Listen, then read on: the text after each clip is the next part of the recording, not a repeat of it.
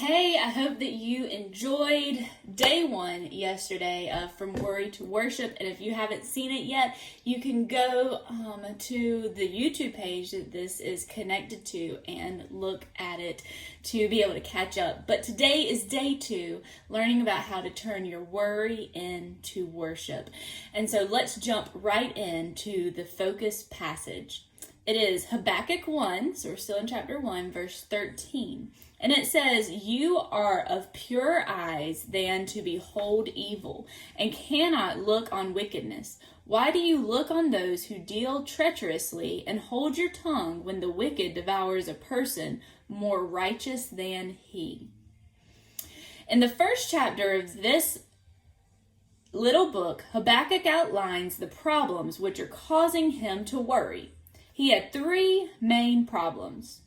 He was worried about the sin of his own people. He saw their violence, their strife, and all the destruction which was the result. He especially was concerned that there was so much injustice and that the wrongdoers were not punished for what they did. But underlying this worry was the fact that God was allowing this to happen and not intervening in the situation.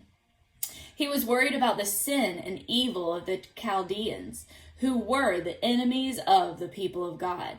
And yet God was raising them up to be his instrument of judgment upon the land of Israel.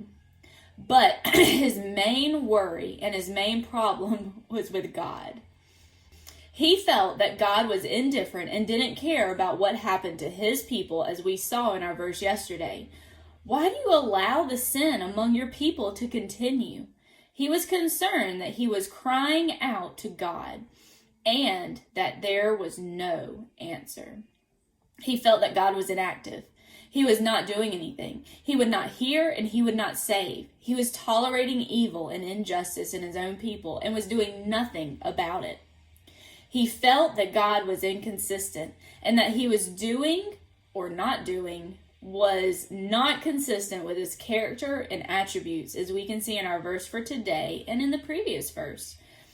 You are holy with pure eyes and not able to look on sin, and yet you are going to use these sinful Chaldeans who don't recognize you or know you to judge your people.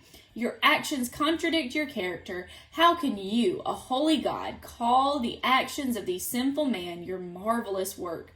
I don't understand how you can do such a thing. We should not, however, be too hard on Habakkuk. As we look at ourselves, can we not remember a time when we have been guilty of asking the same questions and experiencing the same worries? We worry about the sins of the world and the sinful things which happen, and we wonder why God allows them. And in our hearts, like Habakkuk, we blame the things which happen on God himself. Why does he allow this to happen to me? Why me and not someone else? It's not fair and it's not right.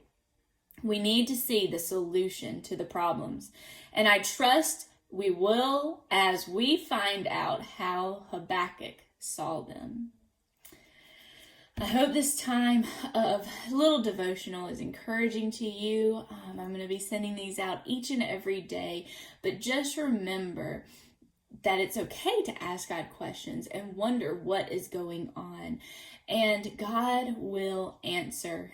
And we will see that as we look more at Habakkuk. And I pray that today you will be able to turn your worries into worship. I'll talk to y'all tomorrow. Bye.